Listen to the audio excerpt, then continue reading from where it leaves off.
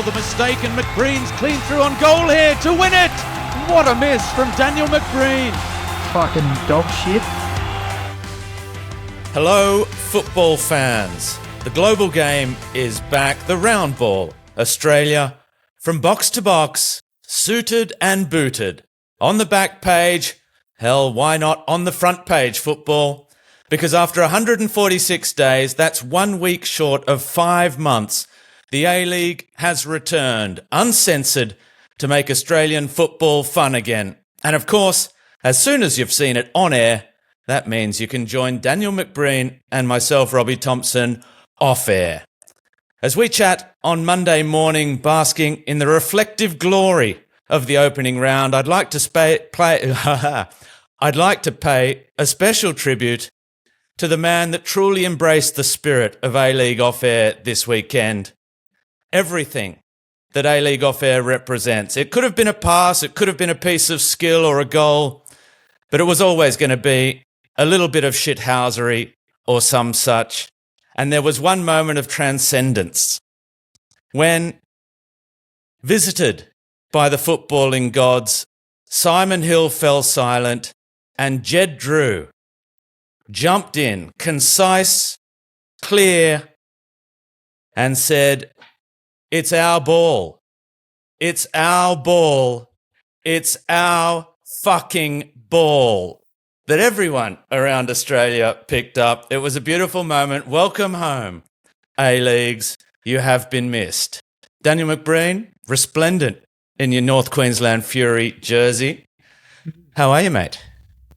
Well, it's a bit chilly here in Newcastle today, so I thought I'll pull out an older shirt of mine in the past that reminds me of warmer climes because it's a bit fucking chilly, to be honest. And it's a good strip, isn't it? Beautiful colours. It is. Bring back the Fury. It was a good place up there. I just don't know if they've got enough backers to bring them back. The fans were certainly there. They loved it.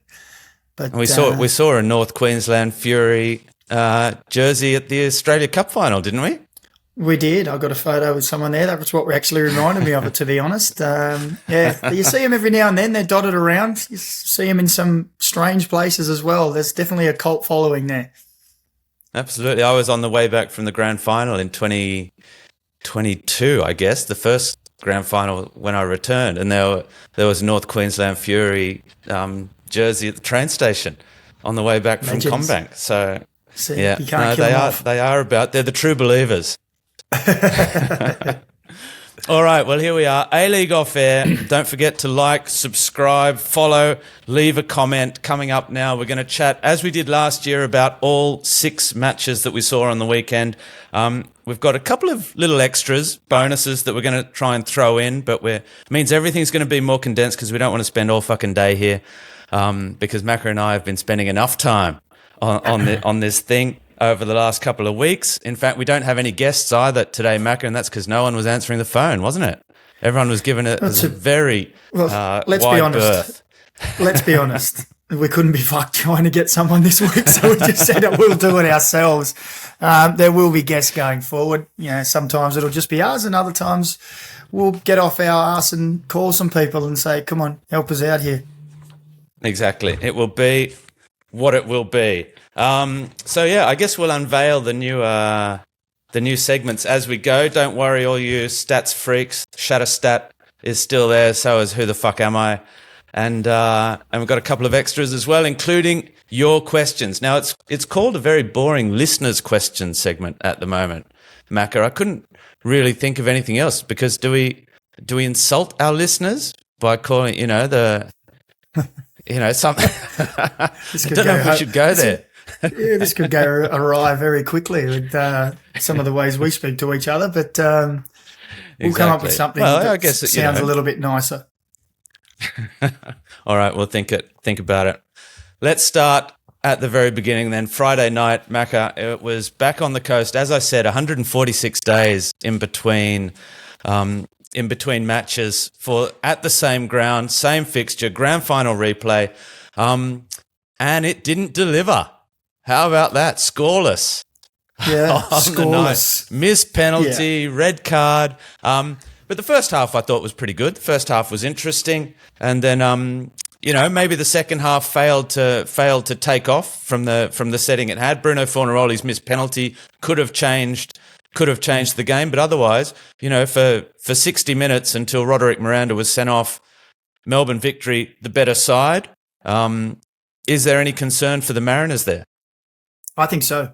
I think Danny Vukovic obviously is a massive loss. I know he's the goalkeeper coach at the moment, but he's not out on the field anymore, someone with his experience. But also for me, and then, look, the Mariners lose loads of players nearly every year, it seems, when they're doing well. Half the starting team goes. But for me, the fact that they lost Nisbet and Ballard, the two of them, I went through the stats before the game. Obviously, we were working, and they're doing your job. And out of something like 77 games. You didn't tell me any of them. No, I kept them secret. You cut your own. Out of about 77 games, I think it was, or 78 games over the course of the last two seasons, they'd played 70. If it was 78, they'd played 77 together. And they were very underrated at the start of that partnership. I think towards the end of it, everyone started to realise, obviously, Nizzy got Player of the Year, the Johnny Warner medalist, but I still think as a duo, they were still underrated by a lot of people until towards the back end of last year. And I think that is a huge loss, that they were like the rock in the middle of the field that, kept the team together. They worked their ass off back and forward. Didn't always do the flashy stuff, but did the hard stuff that you need to do and would give it off to the other players to do that stuff. But both were fantastic players and could do the flashy stuff when they needed to do it. And I think that's just a bridge too far for the Mariners at the moment to fill that. It might take a little bit of while for that to gel. McCalmont, I thought, looked pretty good in the midfield in a team that was getting dominated for me. I think the Victory were dominating the game, as you said. And I just think it's going to take them a little bit of time for the Mariners to find their groove. Steele hadn't played a lot of games. Harrison Steele hasn't played a lot of games really, or a lot of minutes in those games over the past year. Really. Yeah. So he's going to take a little bit of time to get back up to speed. And I also think that up front is a problem for them. I don't see either Edmondson or Quoll being a 15-goal-a-year striker. I think they're both workhorses. They played up front together the other night. Never really caused many problems at all for the Victory defence. And I think that could be an Achilles heel for them, that they maybe in the January window would go out and look to find an out-and-out goal scorer. Well, if one of those two could be the goal scorer, what they're lacking is that Nisbet number 10. That player that can get into those little pockets and make those passes, because that's what they didn't have. With Tapp and McCalmont, they had two, 6/8s, but they didn't have that little bit of extra quality in front, did they? Is that meant to come from Feijão and Tapp was playing at centre-back, so I don't know what fucking game you were calling. Steele was in there. But look, let's be honest, in the 10 position, that's where they're going to look at Miguel de Pizio. Miguel de Pizio is going to be that player, and that's, from all reports, is that they're looking at him to have a real breakout year in that position. But he's injured. I think he went away with the young national team, came back injured. Not too sure about the extent of it. I think it's a knee injury, but don't know. I think they're still investigating, how bad that is, whether it's just a short term or not. But he is that player that they're going to look to be that creative spark centrally. But you've still got Docker and Feijão on the wings. Feijão reminded me a little bit of Barcelus. He looks like he at times where you think, yes, he could do something, but then would fade out of the game as well. And at other times had you questioning, is he going to be good enough? But only time will tell. And then we saw Wellisol, but we'll get to him later. We've got a number of new Ronald Barceluses. We do in the league this season. But if you look at Victory though, same thing again, isn't it? Dominated. Bruno got his start up front. The penalty, you think just before half-time, last kick of the half, and you think, all right, here they are. They've got their just deserves because they deserve to be in front. They were the better team in my opinion, by some margin in the first half. And they missed that, and you think, okay. And then Nishan Velupile has that great chance from Boss's cross, at the back open post. goal basically, and hits it into the keeper who's on the floor at the near post. And you're starting to think already, Australia Cup final, couldn't score. This game, couldn't score. are we looking at the same Melbourne victory that we've seen for the last 2 or 3 years, where they create a lot of chances, or they seem to have a lot of possession in key areas, but just can't match their XG, let's put it that way.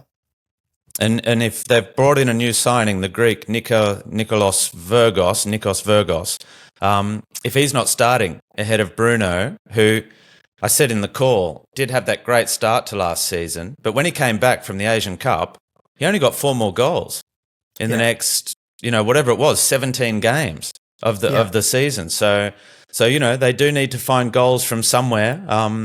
We'll have to see if it happens. It didn't happen on Friday night in the opening game. Quick little shout out for the youngest ever Mariner, Hayne Eames. If you listen to our epic shit hot season preview, Quaz gave us the lowdown on Hayne Eames, who I think he coached at the high school, at the local school, he goes or to Central Coast, Central Coast Sports College. Yeah, he's a boy from Port and he looked Macquarie. good when he came on, didn't he? Yeah, he did. He only had a couple of touches because he only got a few minutes, but his very first touch, composed, got the ball and threw his eyes out to the right wing, but no look pass to the feet of Bailey Bratman, I think it was, who turned and got a shot away. But it wasn't only just in his direction, it was to the correct foot so he could turn and move with it.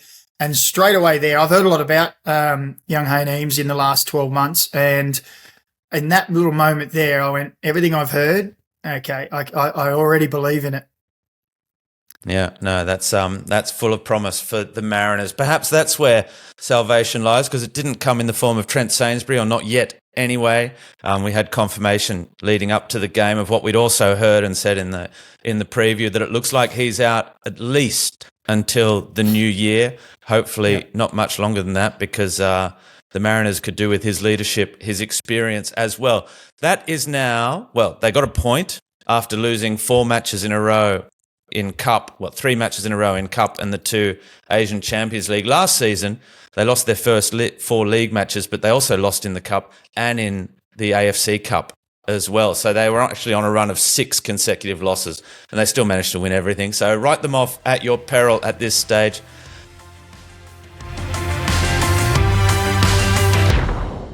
Time for our first new segment, Macca, and it's called Hit or Shit. Now, it's here because there were a couple of little hits over the weekend. There was plenty of positives, but you picked out one negative. And I think we were both zeroing in on this, because it would be easy to talk about Perth, or things that went badly wrong on the opening day. I'm sure Perth fans think that was pretty shit.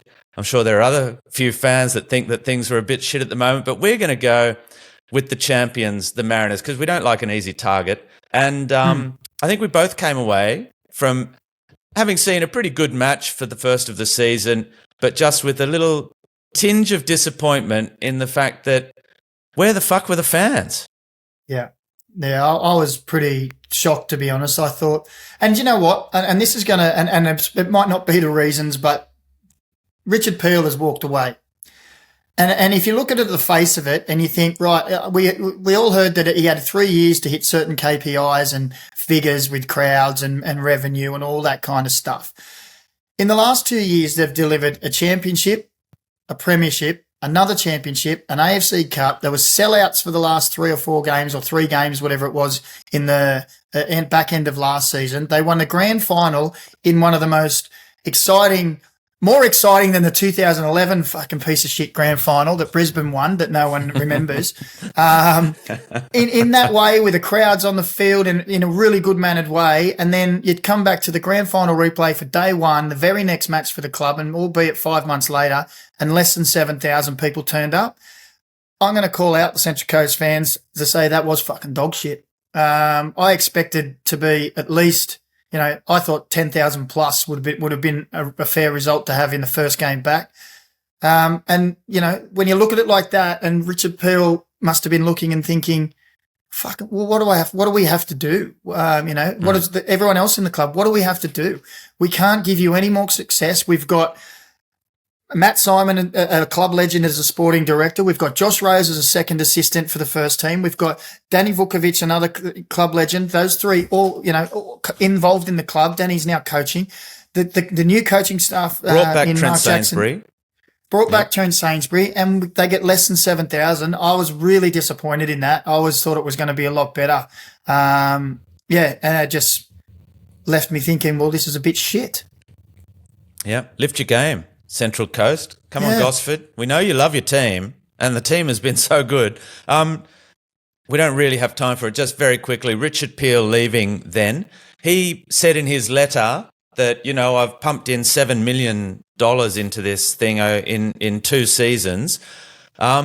Is that a concern as well, or is this just the same old story that you win everything, you sell off a few players overseas as well, or you agree to let players go, perhaps is a better way of putting it. So there wasn't perhaps a huge influx of money for transfers, but you win the AFC Cup, you win the league twice, premiers, and you're still losing so much money that for an investor you think, I can't keep going with this.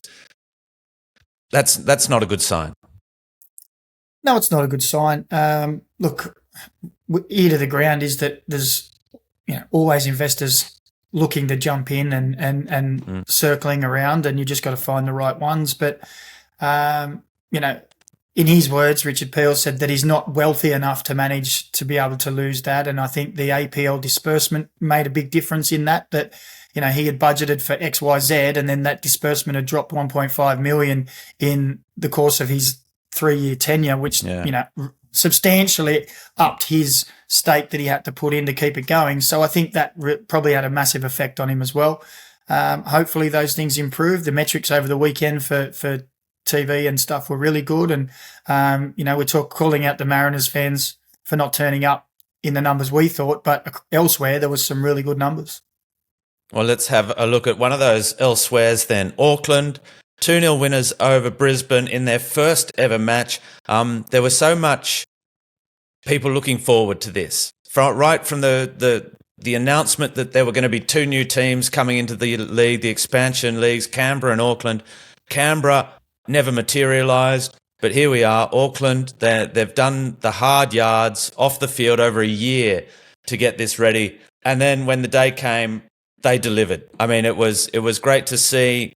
I think it was nearly 25,000 in attendance. It's the second biggest home crowd for a debut match after Sydney FC in the history of the league. And they got the win, which was important as well. Brisbane, pretty disappointing. But my big takeaway from this was that super slide they had behind the goal at Sky Park that just awesome. Went straight down. I would have loved if that had been your only way to get into the cop end as the ultras, the active support. If you wanted to be in the active support, you had to climb up to the top of the hill, do this thing and get airborne and just land in the active support section. That would have taken it really next level, but well played. An own goal in the first half from Harry van der Sarg, Brisbane's new man at the back. And then Logan Rogerson, who really showed Nish Valupale how to finish at the back post, didn't he? Because he just it was all class. I love that finish because it was almost like he was cheekily under-hitting it to go, fucking try and stop that one. I've hit it right in the corner, but that's an excellent masterclass on how to finish a ball that's coming across you. You don't need to swing your foot at it and try and smash it. All you need to do is use the pace of the ball and guide it to where you want to go, and it just went perfectly in the bottom corner. Lovely, exquisite touch for me to finish it, but the whole atmosphere was great. We've all been wanting to see how's this going to pan out, new clubs coming in. We've seen it happen before, and, we've seen clubs go again, but I don't think these guys are going anywhere. I don't know what it is, but these Kiwis, mate, they seem to get into it. They seem to make a great atmosphere. The yellow fever, they're always great. There was a fantastic party-like atmosphere around the ground, and the team didn't disappoint in the way that they played as well. First 2 or 3 minutes, Brisbane were on top, and then all of a sudden they went, hang on a second, this is our fucking show. And they started to really play some wonderful football.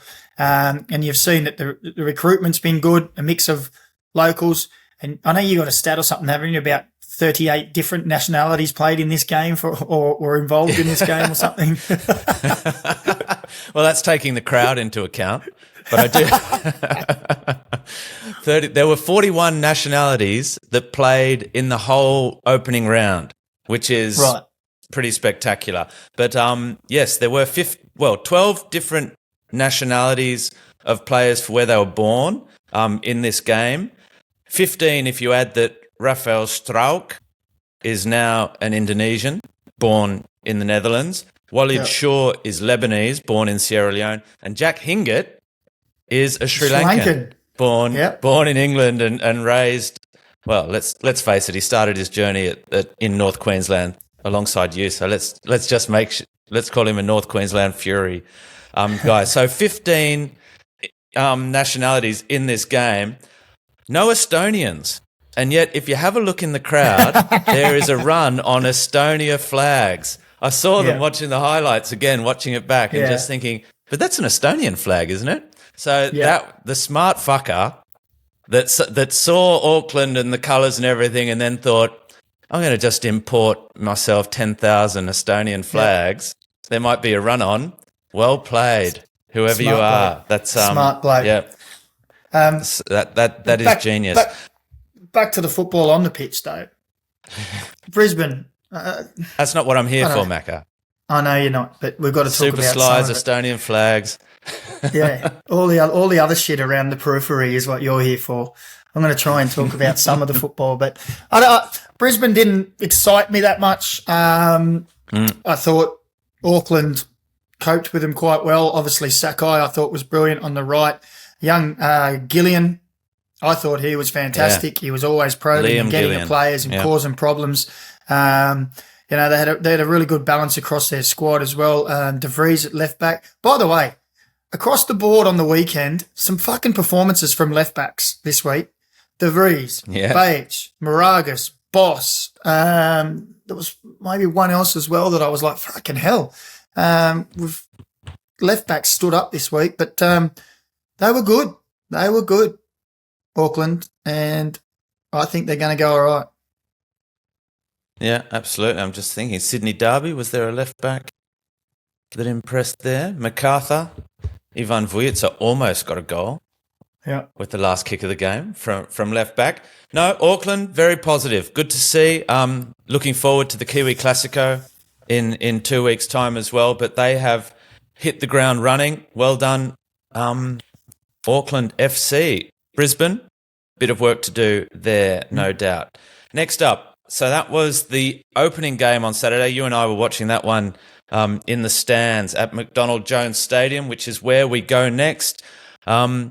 You didn't want to be late because if the jet flyby was a little underwhelming, there was a goal inside 2 minutes from Marco Tilio. Should we spend a little time on the flyby or just leave it at that? Well, it was a bit off the mark, wasn't it? You couldn't fucking see it. Flew over the top of one of the stands and most of the people they were like, where is it? And then you just saw it off in the distance. So you could just hear it. I'd hate to see that guy on a fucking bombing run. If he's on a bombing run, he ain't blowing up the fucking munitions factory. He's blowing up the fucking street down the road. Anyway. The primary school. Yeah, fucking hell. So that was that probably set the tone really, I think, for the Jets. It was a debacle of a goal for them defensively. As is Bates, who I just mentioned before, he was quality and just raced forward but had too much time and space. Eli Adams couldn't keep up with him. Jonathan Cohen with the header back. Free header again. Comes in, 3 gold shirts around, and the smallest man on the pitch, Marco Tilio, gets up for a header and gets the rebound and knocks it in. 1-0. What was it? 1 minute 40 seconds. Yeah, 1 minute Stan 40. Must have been pulling his fucking hair out.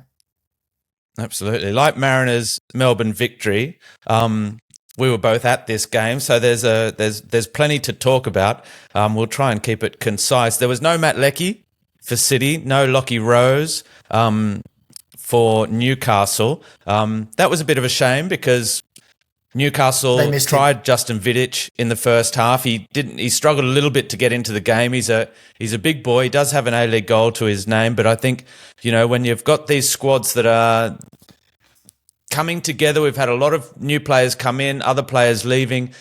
The depth is not exceptional in some of the squads. And so when you have a player like Lockie Rose, who's the focal point for your attack, and he's not there, it makes life difficult, doesn't it?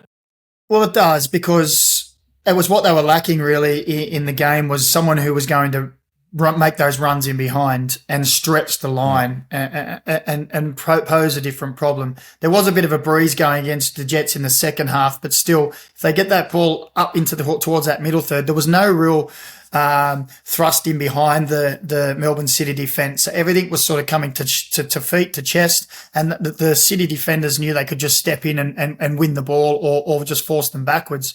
So I think that really missed Lockie Rose.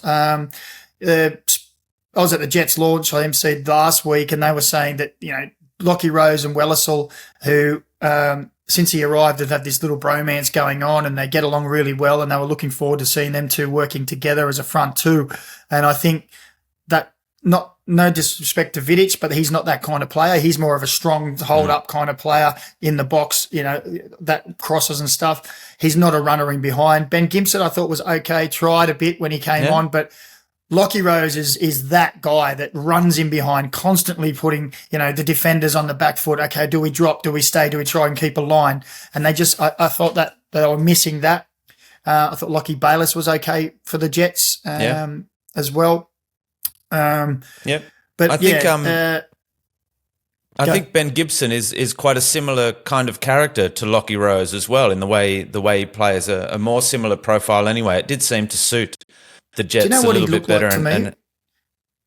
Ben Gibson? Do you know who he reminded me of at times with his hair and his skinny frame? A young Matt Simon. Ah. Yeah, out the corner of my eye a couple of times when he moved, I was like, Simo, there's a young Simo. So it'll be interesting to see if he develops as a player like Simo and has a career as long. There was another doppelganger in this match when Harry Politidis came on. That was surreal. Oh, fuck. Wasn't it? The second Andrew were Naboo. Almost twins from a distance. Same build, same sort of walk. I was watching them as the ball was transferred from side to side, and even the way they turned their body to go the other way, I was like, which one's which? That was frightening. Okay, a couple of other talking points out of this one. Patrick Beach in goal. I think this was really interesting. This is a player who's never played a first-team game before. He was at the Mariners. Now he makes his debut up the road at Newcastle. He looked really good. We thought when we saw Jamie Young wasn't playing. Now, Jamie Young is 39, but we know Jamie Young. He is a massive competitor. He prides himself on always giving 101% in every situation. I think you said it in comms, is that he'll be pissed off that he's not playing, even though he's there. But Patrick Beach, he looked really good. He made good saves. He's a big boy. He's mobile. He's athletic, and he's cool under pressure. Yeah, cool cat. Well, look. Early on, he imposed himself on the game by stepping up and playing with his feet. And you pointed out that he was almost stepping up to be the middle of a back three, near the edge of the centre circle. He made a couple of good saves. He was cool and calm on crosses as well. We punched when he won. There was one where he probably flapped a little bit, but got away with it and got enough on it to do the job. And for me, he was probably the best keeper of the round. It was, like you said, just the calmness of him for a first game and his age. You wouldn't have thought it was out of place that he'd played 100 games already, because he was very good. There was a free kick that was going top corner that he just got across and got there very easily and got rid of it without any problems. He was a fantastic one. And I'll probably have to mention too, Praich Cullen for the Mariners, because I thought he was very good for a young keeper as well, 18 years of age. So maybe we've got another few young keepers coming through that the young Socceroos and the Socceroos coaches can be looked at for the future, because they're not small boys either, are they? Fucking 6'5", 6'6", they're giants. Exactly. So no, he was good. I wonder. There was another game It was a bit go. like, it was the game second where it was half a bit didn't really take off, did it?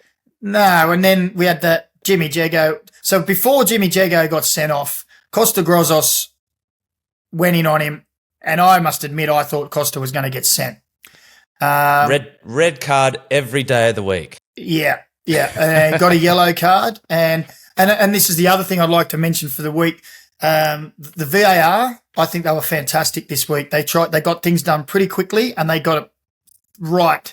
Now, the only problem I think and they didn't overdo it either. VAR didn't overdo it. They weren't looking at every little handball in the box. Yeah. They kept. Yeah, exactly.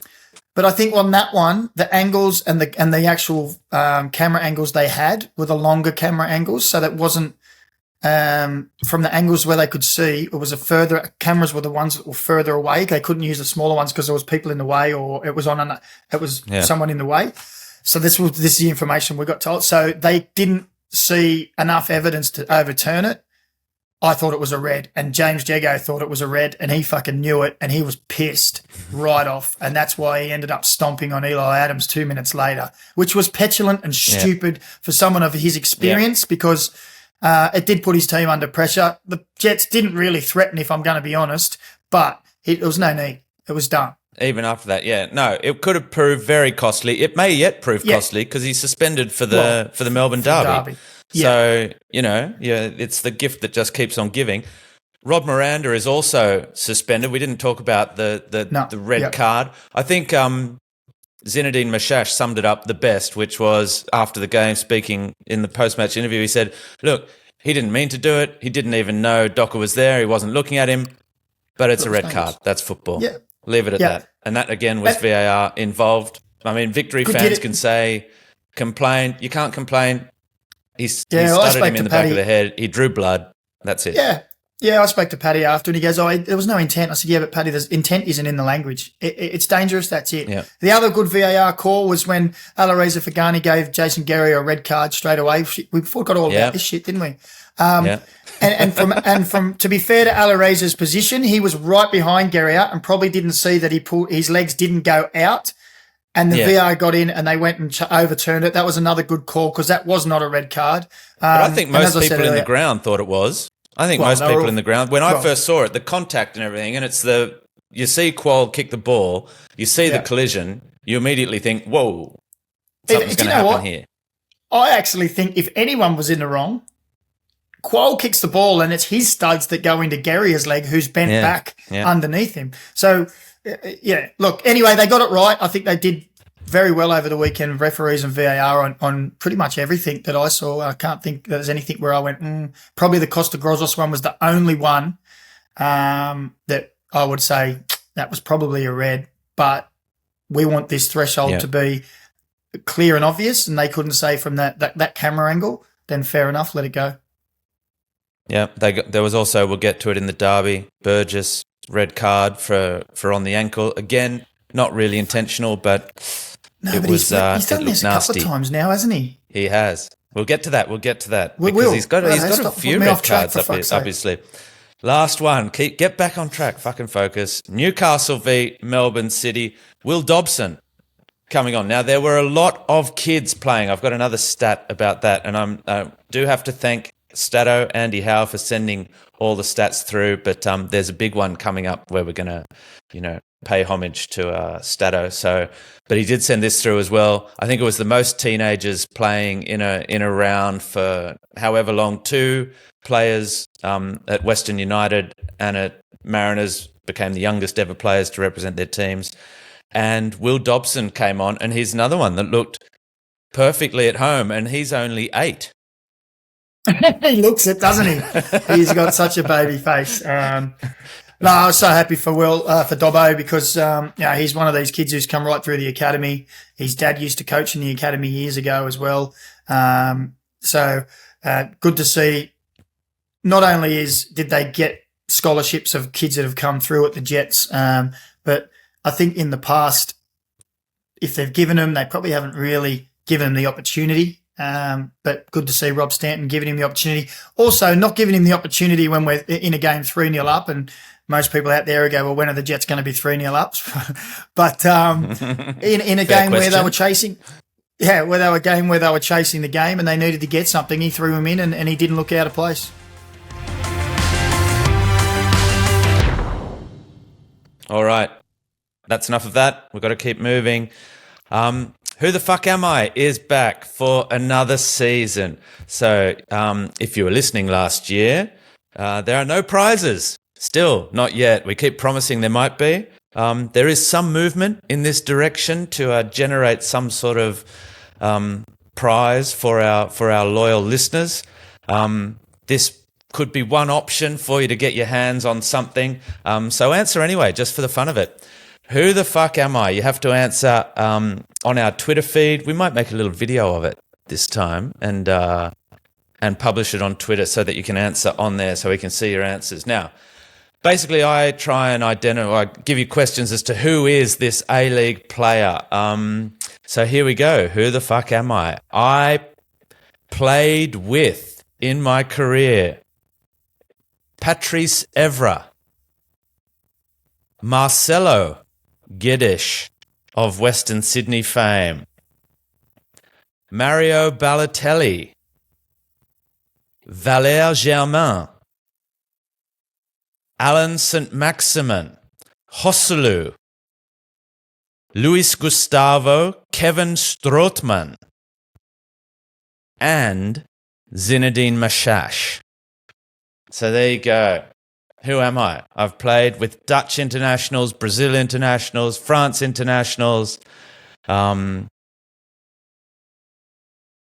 am I? Who the fuck am I? There you go. That's all you're getting. Fuck knows. Yeah, Played you'll in need France, some obviously. sort of Excel sheet to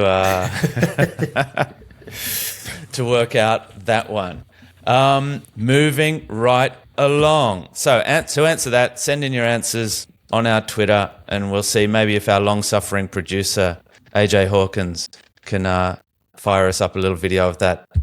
It will make Poor AJ. life even more interesting. Next up, poor long-suffering AJ Hawkins. Next up, the Sydney Derby. Now, we spoke about the big crowd on the opening day. This was the first time since 2017 that we had over 60,000 in the stadium on a single day for A-League football. I don't like doing crowd watch and always talking about the number of fans inside the stadium, but this was good to see. It was great to have that atmosphere back at Western Sydney.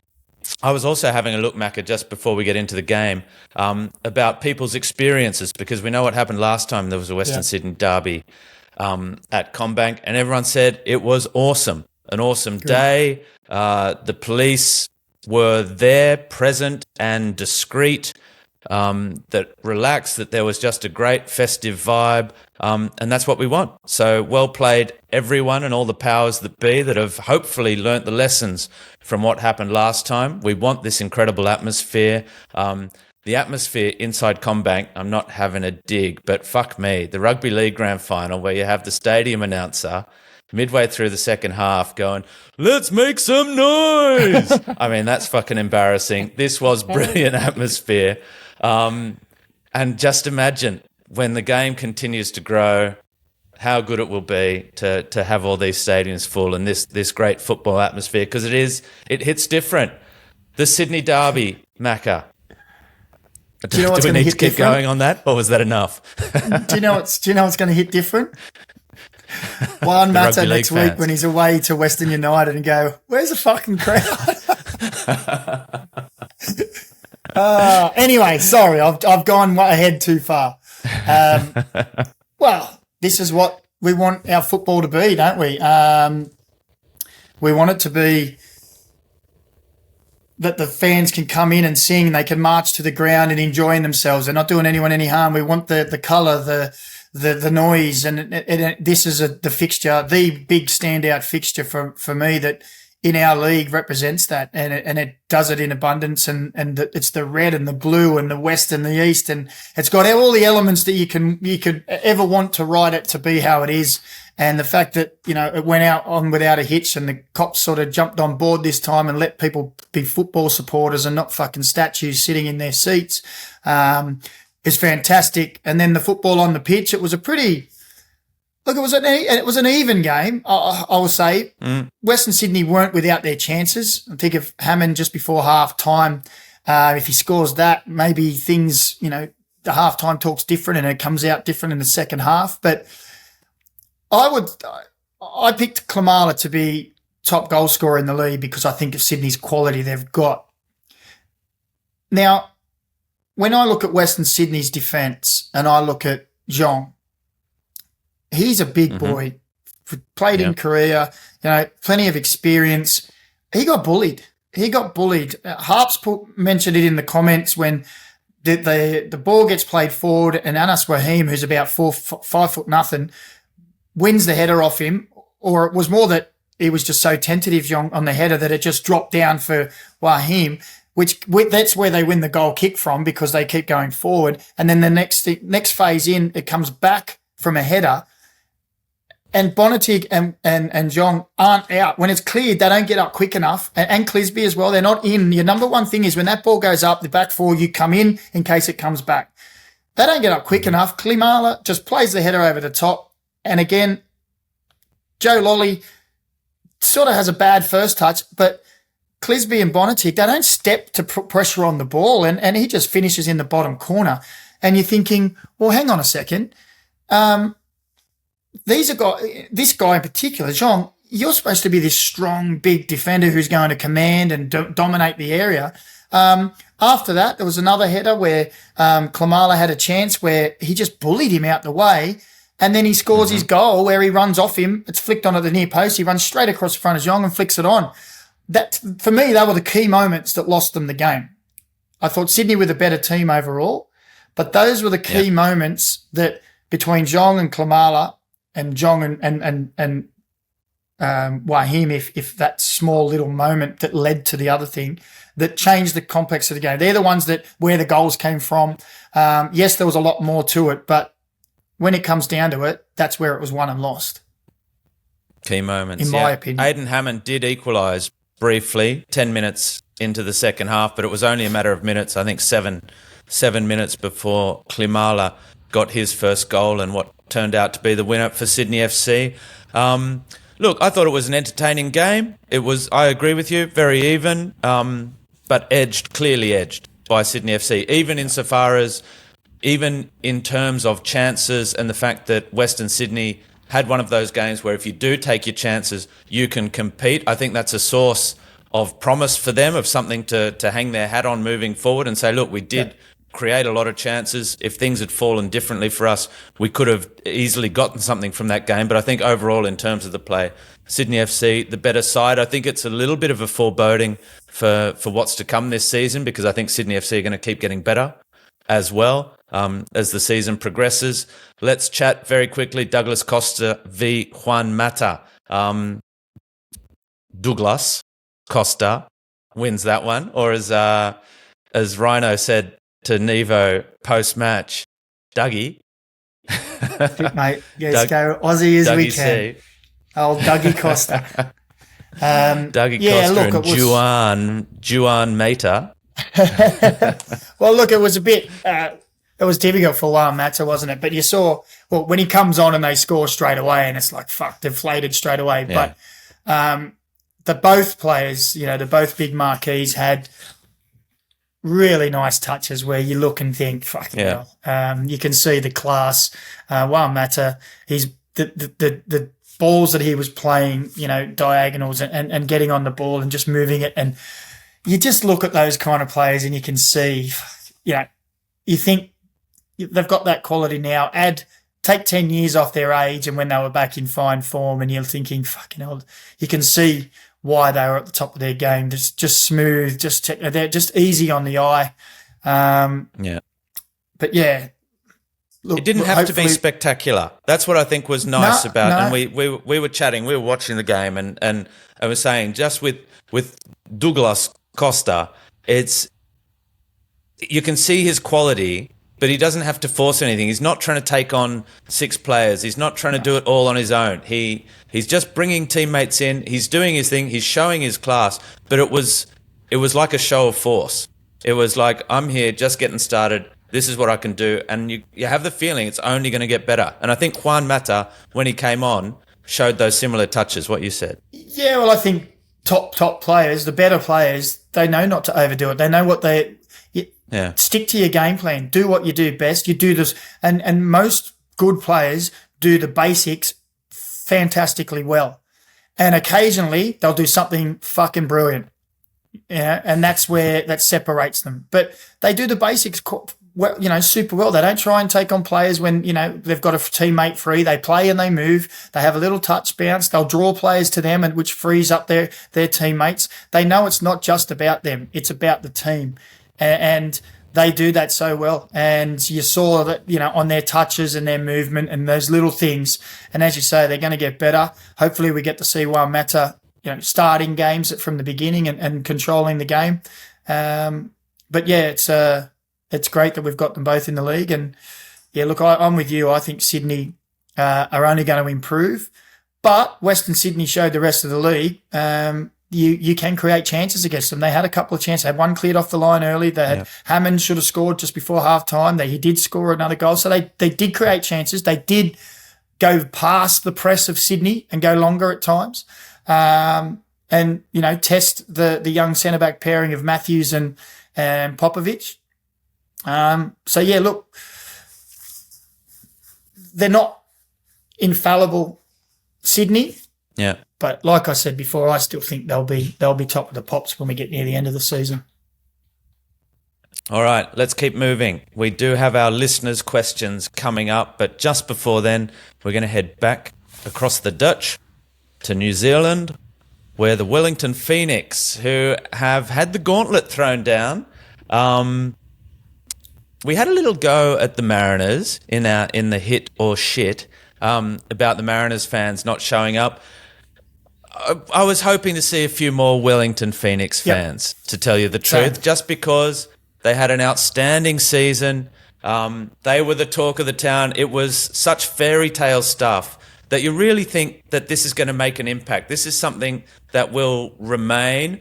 You mentioned how good their fans are. They are awesome, Yellow Fever. They were funny with their banner where they found they came out with a huge banner just with 2 on it because they'd left it off their semi-final banner from last year. Brilliant. Costa Barbarouses, who we chatted about in our shit hot preview.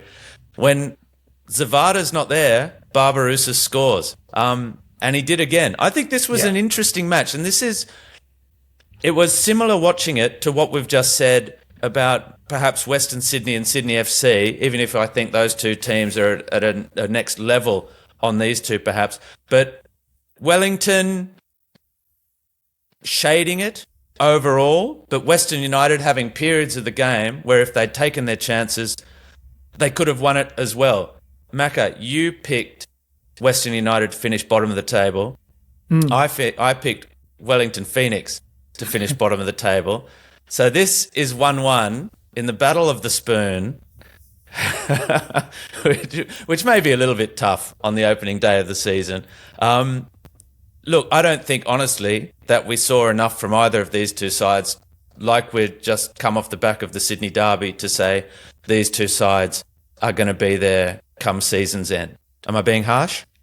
No, I don't think so. I thought it was a real arm wrestle, this game. It was one of those games where both teams showed a fair bit. I thought Costa Barbarouses constantly posed a problem, just was always thereabouts, then finally got his goal, which I thought he deserved. Thought, for me, Rufer is so good in that midfield for Wellington Phoenix. And I like, he just wants the ball all the time. They sit there and they wait to draw out the opposition, and he just waits behind the first line to press. And as soon as they go, he just moves in their back and he just wants it. And whether he's under pressure or not, he wants it, and he'll bounce and he'll go, or he'll turn and look to go forward. And I thought there was a really good battle in midfield between him and Thurgate, who was trying to do the same for his team.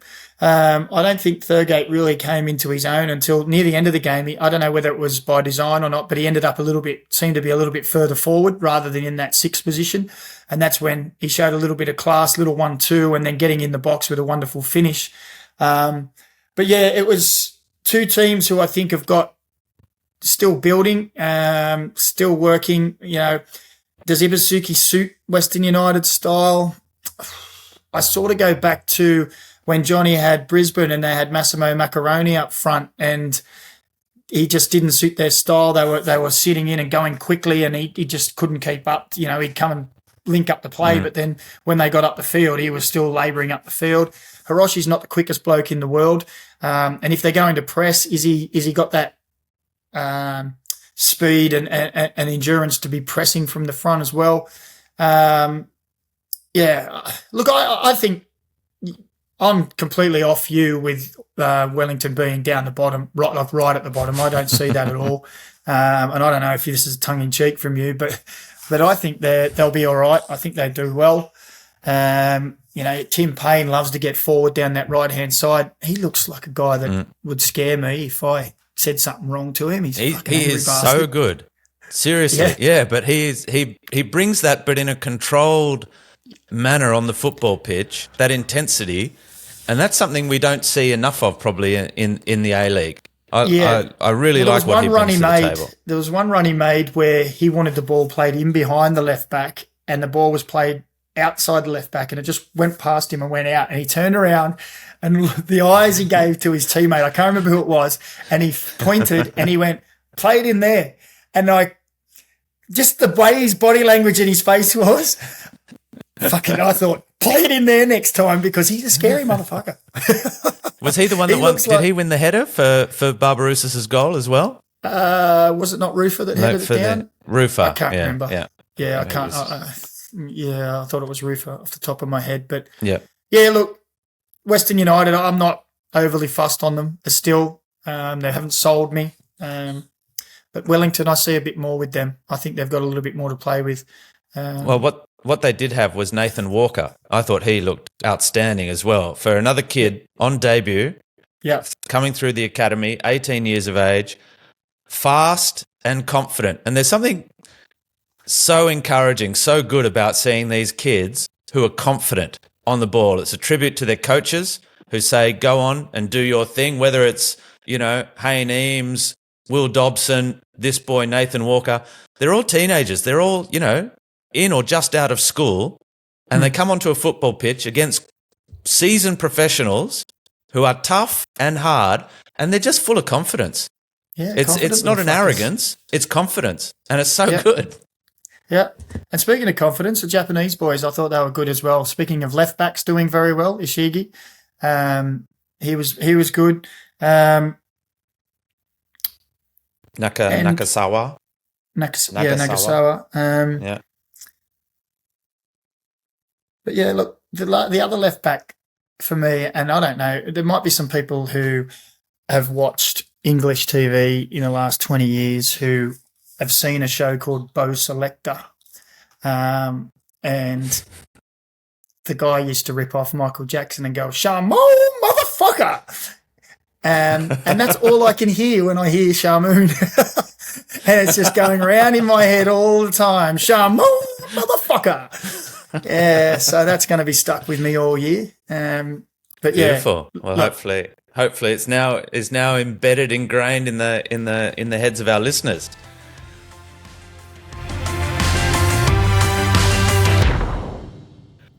Let's keep going. It's time for our listeners' questions. We had a free hit, or you had a free hit this morning with the question, sum up Perth Glory's performance in 3 words. That was only ever going to be 3 words, Macca. Yeah, fucking dog shit. Absolutely. All right. I think everyone, including poor old David Zdrulich, probably agrees with that. Now, we did have a good bunch of questions. I'm surprised. Normally, I always fear this sort of thing that last year when we asked, we would have only got 1. So this is a very promising sign. Good work, A-League off-air community. We're all one big family. Excellent. Fuckers. So here we go. What question are we going to go with? There were plenty. There was, who's the best new player to arrive in the league? What do you think? How shit were Perth? There was a fair bit about that. Where are the goals going to come from for Melbourne victory? How good is Jake Holman? What do you think his ceiling is? Are MacArthur the real deal? Our most A-League off-air question or suggestion, I guess, was player of the match is boring. Who was dog shit? Who stunk the joint out? I like it, but we're not going to do it for every game. and we may just it's a little bit in the hit or shit theme of things. We decided against doing it for each game. So what question shall we answer, Macca? I've talked our way around all the questions and then back out without choosing one. Well, who was shit? I can tell you who was shit. Fucking everyone in Perth. Yeah. Shit. Everyone. Well, you can take out the strike. Anyone who was from midfield back in particular. Taggart had the ball in the back of the net a couple of times. Yeah, I know he was offside a few times as well. But from the midfield to the back line, oh my God, fuck me dead. They were shit, all of them. They stumped forgot the joint out. It was fucking shit. They didn't know how to tackle. They didn't know how to put pressure on the ball. They didn't know how to track back. They were the shit. Okay, so there's your answer to no players of the match. I couldn't pick one out because they were so poor. No, absolutely not. All of them. And it's not fair. I think it was that Tottenham All In documentary where the player was pissed off at Mourinho because he thought he'd called him shit, and Mourinho said, "I didn't say you were shit. I said you played like shit." And that's a big difference. Yeah, big difference. Everyone can play like shit. Jimmy Jago, good player, fucking moron on Friday night, you know? You're not in the derby, mate. Fucking hell. Yeah. Pull your head in. You know? And you know, I'm not saying that he's a bad player. He's going to be important for that team. Yeah. Moving forward as well. Okay. So there it leaves, looking at our massive rundown. One more game left. It was the final game of the round yesterday afternoon. Macarthur v Perth. And Macca, this is very simple. We just talked about it. Perth stunk the joint out. The cowbells were ringing. The fire alarms were going off. We heard the fucking Western Sydney Fire Brigade arriving at the ground as well, because that fire alarm was going for a good 5 minutes. Peak A-League could only happen in one place. Well, it could have happened in Tarneet. It happened in Campbelltown. I think we can all celebrate the start of a new season. And, you know, like Western United did when they won the league in the face of all the shit they were getting, Macarthur getting a whole lot of shit from me, from everyone around the country. They've won fucking 2 Australian Cups. They just recorded their biggest ever win. The Hill looked like people were having a lot of fun as well. The crowds can get bigger, of course, but there are people there. There is noise. And they defeated Perth by 6-1, their biggest ever victory. Jed Drew, your fucking legend, Jake Holman, Tommy Uzcock, Marin Yakulish, Valel Germain on the score sheet, Bougaria getting a late consolation for Perth.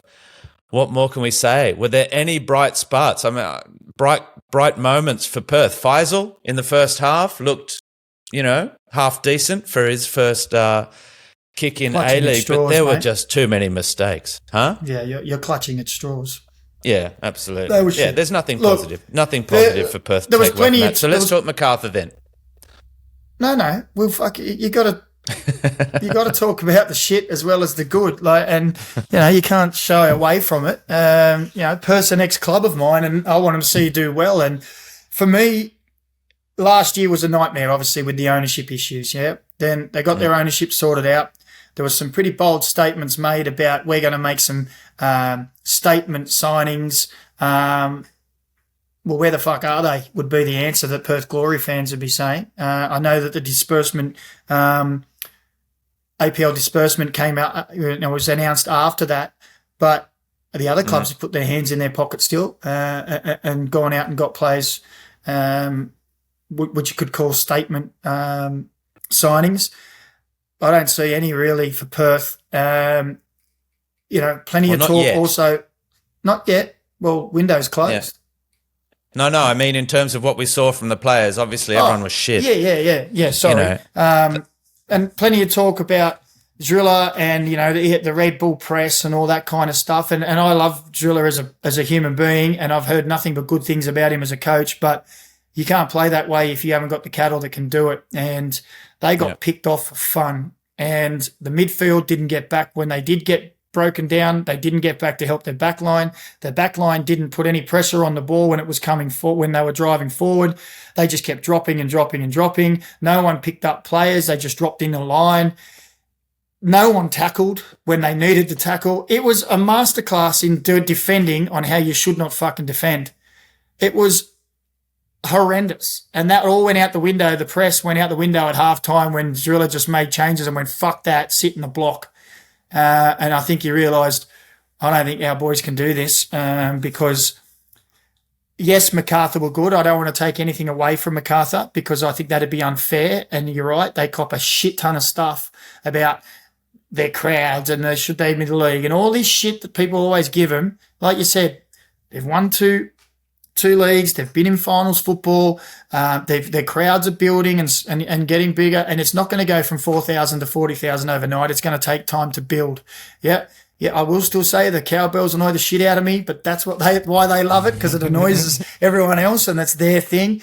But fuck me, Mille's got a good squad assembled and, a good blend of experience and youth. They missed the 3 youth internationals for their final of the Australia Cup and Valais-Germain. And they just looked fucking electric. He picked up Yakalish, who for me last year, I was like, he's okay. For a foreigner, I was a bit like, okay, yeah, I just need something else. Well, he's banged in goals in the Australia Cup. He's banged in goals and assists now. Jed Drew's flying, with his pace in behind. Jake Holman. And one of the questions was, how do we see Jake Holman? Yeah, I see Jake Holman going overseas. He is a smart, intelligent player who can link up the play and play balls and combine with his teammates. He's looking shit hot already this season. And I know it's only one game in, but I think if he continues on his current trajectory, he will have a long and successful career. All right, let's have a look. It's time for our Shat-a-stat, courtesy of Andy Howe, who is the official statistician of the A-Leagues. If you haven't seen it, Stato's season preview came out on the eve of this round. I think he said he's hit over 1 million characters, which is what he wanted. That's without spaces, by the way. That's how much of a stato he is. And it's his 25th year in a row of providing this essential service, the media guide. It's free for everyone to download. You don't need to be a commentator or an asshole to get your hands on it.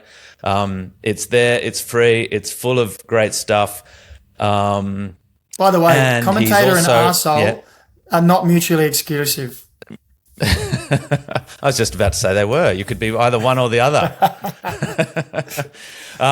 Follow Stato. He is on Twitter, Andy at Andy Howe, HOWE _ Stato, STATTO. He's also, I've got it behind me here next to Ange Ball and the Encyclopedia of the Socceroos, Centenary Edition, which Stato published as well. He gives us all the good juice on the stats. And so here is the stat for this week, and it's about our poor old buggers from out west. Sign out, Glory. Perth. Perth fans, switch off now. In history of the A-League and the NSL, the most goals ever conceded in 5 consecutive matches was 22, jointly held by Blacktown from 1980, Brunswick from 1993, and the Canberra Cosmos from 96, 97. Those 3 long-suffering clubs, well, the Canberra Cosmos aren't with us anymore, hold my beer, because here comes, or rather it's Perth Glory, hold my beer, isn't it? Perth Glory, 29 goals conceded in their last 5 matches of A-League football. That is not a good record. That is an average of just under 6 goals per game.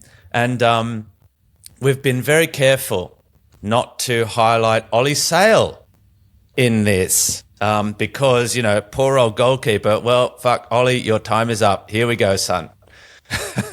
Are you ready? Ollie Sale in 18 matches for Perth Glory in the A-League has conceded 51 goals. Now that is a lot of goals. Anyone good at maths? 18 plus 18, 36. Just under plus 3 18. a game. Under 3 a game. Well, I've gone in even a little bit further to see if I can't make that look even a little bit worse for poor old Ollie. And I can. What a prick. He's played 4 games of the Australia Cup with Perth and conceded another 13 goals in those 4 games. So over 3 per game, which brings us to the grand total of 64 goals conceded in 22 games. Now, this is a guy that left Wellington Phoenix at the top of his game. People saying, along with Joe Gauci, best goalkeeper in the land. Phoenix, defence was outstanding. He is a Kiwi international. And look, Ollie Sale is a top bloke.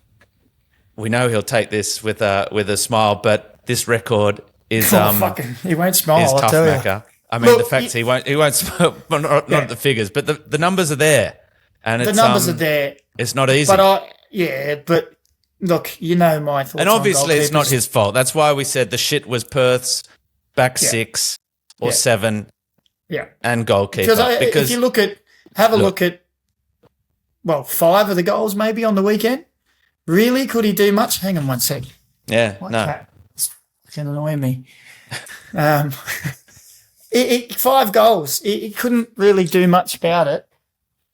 Fuck off. I'm going to have to, sorry, I have to do this. Fucking cat. I have to just let the truth out here. Fuck off. Sorry, everyone.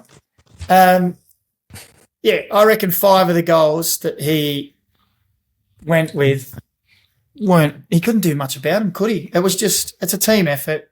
We like to put shit on goalkeepers, and they're the last line. But I feel for him in his Perth Glory journey so far, because it's been an absolute fucking tester for him. It has. Well, if it doesn't kill you, it makes you stronger. That's what we say. So, Ollie Sale, all power to you, mate. What we would love nothing more than for you to go on and have an outstanding season, for Perth to fight back. I have a little soft spot for Perth Glory from being one of those clubs that have straddled the two generations of Aussie football from pre and post A-League. You're an essential part of the league. Come on, Ollie, fucking hell. Let's go. and that'll do it. Hey, Macca, what do you reckon?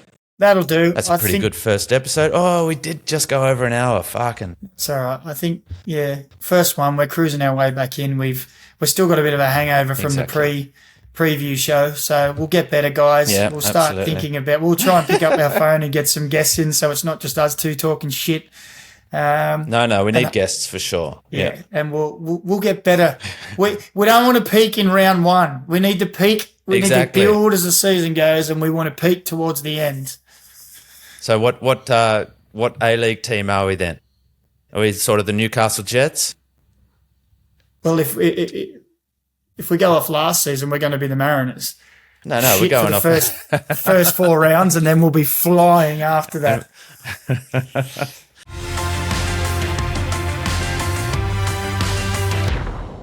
Okay, let's have a quick look ahead to next week. MacArthur at home again. Simon was saying in the call that they have 4 of their first 6 games, or 4 of the first 6 weeks, including a bye and a match in Sydney, all at home, I think it was, yeah? So they'll win again. So they'll win again against the Jets, yeah. I mean, it's good to see that cup form did set them up. Hopefully this is a good thing for other clubs to look forward to and say, look, a cup run does mean you hit the ground running, which they have done. Yeah, so MacArthur over the Jets. All right, Saturday. So that game, 19:35 Eastern Daylight Time. Saturday, 5 p.m. Eastern Daylight Time. Adelaide. Our first chance to get a look at them. They take on the Mariners. Macca, These two always have It's hard to ding-dongs. tell, having not seen. They have good ding-dongs, these two, don't they? And Mariners have had the wood on them. Yeah. I don't know. It's hard to say when you haven't seen Adelaide play since the. I thought they were good in the semi-final of the Australia Cup versus Victory. Maybe the home crowd will get them over the line. Like I said, I think I find Mariners' goal scoring could be a problem. So I think Adelaide might win that one. Yeah, I think Mariners are going to have a tougher year than last year. I'll stand by you on that one. Okay, Melbourne Derby, City versus Victory. Victory? You're going with Victory? City? Don't know. No Jego, no Miranda. City home game, so not a full house of Victory supporters. Is Lecky back? Or is he still out? I don't think so. I think he's still out, with the quad. I'm going to go a draw on this one. You think they looked a bit light? Yeah, good draw though. 2-2. Yeah, that'll be a score draw. Yeah. All right, Saturday night, Perth Glory versus the Nooks. The distance derby. With the Knicks travelling all that way. Perth have... God, do you pick yourself up after that? Are we talking scoreless draw, given that Wellington only ever play for a scoreless draw away from home? Well, Chiefy did say that he's looking to evolve and do things a little bit different. So maybe that's part of it, is getting a win away from home. Common sense would say a draw, and common sense would say there's going to be goals when Perth are involved. I did hear... Oh, no, I'm thinking of someone else. But who's going to win this one? Jesus.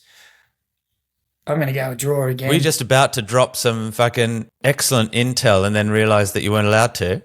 No, I was realising I was thinking of a different team, so don't worry about it. Okay. There's another Kiwi team now. There's Auckland. Yeah, exactly. I'm going to go scoreless draw in that one.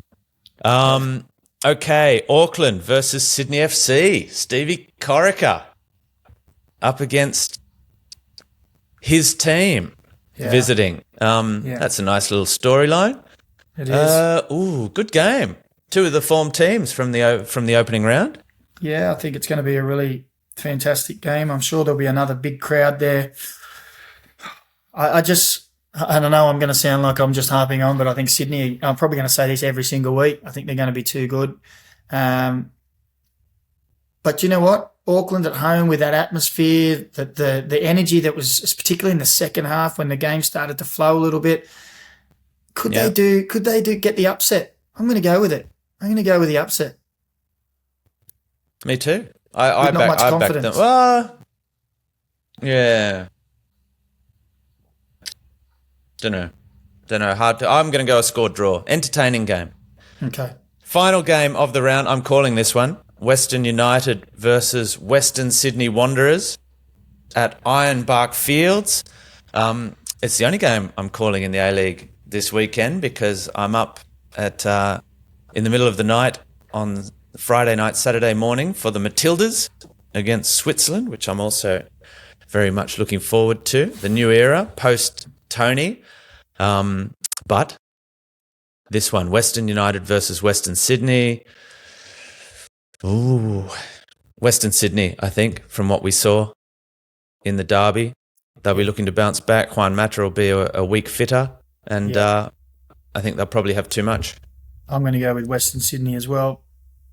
And don't forget also that Sydney and the Mariners are both playing in the Asian Champions Leagues, this Elite and ACL2 this week as well. Mariners in Shanghai at the moment and Sydney in Japan, is it? San Frece? Yep. I'm calling that on Wednesday night. Sydney San Frece. Are you calling it? Or am I with Harps? Not me. Not you. What are you on? What am I on this week? I am on the weekly kickoff on Wednesday. I will be on MacArthur on Friday, and I've got the Melbourne Derby on Saturday night, which I'm really looking forward to as well. So you're on the move. Yeah. Beautiful. All right. Right. For the rest of yous, you can all fuck off for another week. Thank you for listening. Don't forget to like, subscribe, give us a follow, and we'll see you again in a week's time.